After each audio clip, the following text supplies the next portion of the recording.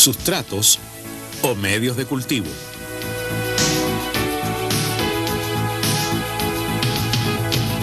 En la clase anterior vimos la diversidad de contenedores que es posible usar para hacer una huerta hidropónica popular.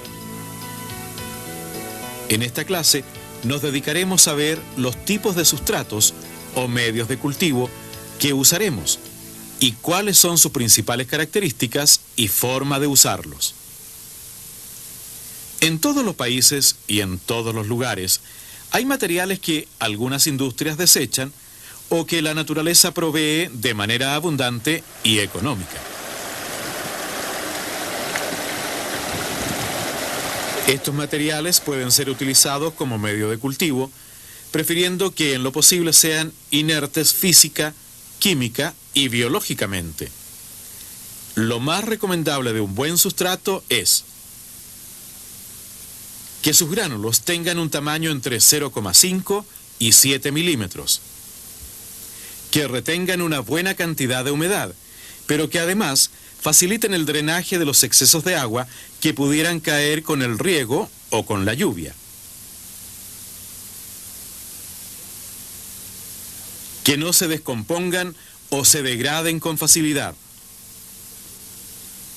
Que ojalá no contengan elementos nutritivos y que no tengan elementos tóxicos. Que no contengan microorganismos perjudiciales a la salud de los seres humanos o de las plantas. Que sean abundantes, fáciles de conseguir, transportar, manejar y que sean económicos. Algunos materiales que cumplen estos requisitos en varios países son cáscara de arroz, escoria de carbón mineral quemado, acerrín de maderas amarillas, se excluye el pino, utilizables en una cantidad no superior al 20% del total de la mezcla, escorias o tobas volcánicas, arenas de ríos o corrientes de agua limpias que no contengan alto contenido salino, grava fina o maicillo. Estos materiales se pueden utilizar solos, pero también algunas mezclas de ellos en diferentes proporciones han sido probados para el cultivo de más de 30 especies de plantas. Las mezclas más recomendadas son 50% cáscara de arroz y 50% escoria de carbón, 80% cáscara de arroz, 20% acerrín, 60% cáscara de arroz, 40% arena de río, 60% cáscara de arroz, 40% escoria volcánica. Veamos ahora cómo realizar una de estas mezclas. Por ejemplo, 50% cáscara de arroz con 50% de escoria de carbón. En primer término, lavamos cuidadosamente con agua limpia la escoria de carbón para limpiar todas las impurezas que pueda contener. Esto lo podemos hacer, como vemos aquí, hasta que el agua se vea que sale clara.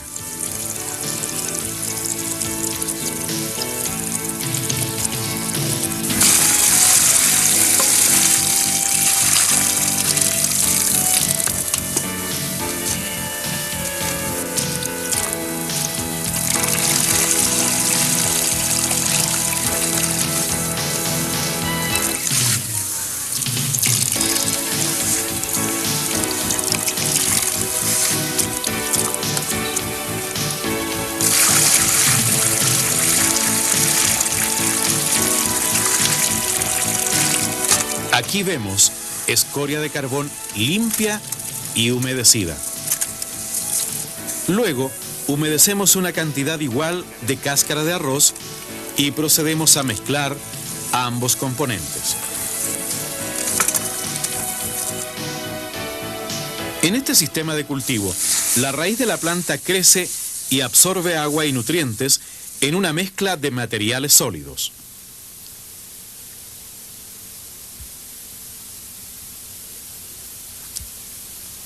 El otro medio de cultivo, El más universal de todos es el agua, que se usa con el mismo fin que el sustrato sólido: permitir el desarrollo de las raíces y la absorción de agua y de las sustancias nutritivas adicionadas, pero en un ambiente totalmente líquido.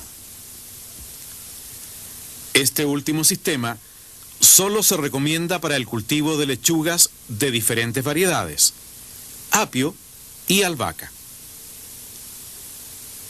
De los sistemas de cultivo en medio sólido y en medio líquido hablaremos con detalle en la clase número 5.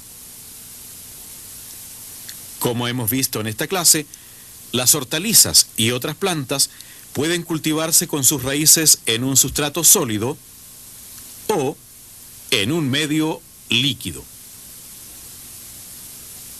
Los sustratos deben ser materiales inertes física, química y biológicamente.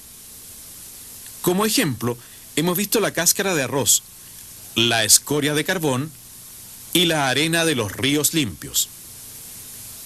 El cultivo en medio líquido, para el cual se usa el agua con nutrientes, se conoce con el nombre de cultivo de raíz flotante.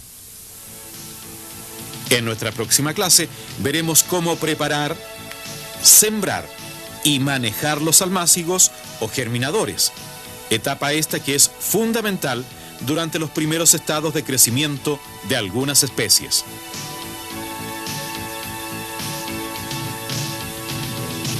Hagamos ahora un repaso de los conceptos aprendidos durante esta clase y leamos el manual técnico para ampliarlos y fortalecerlos.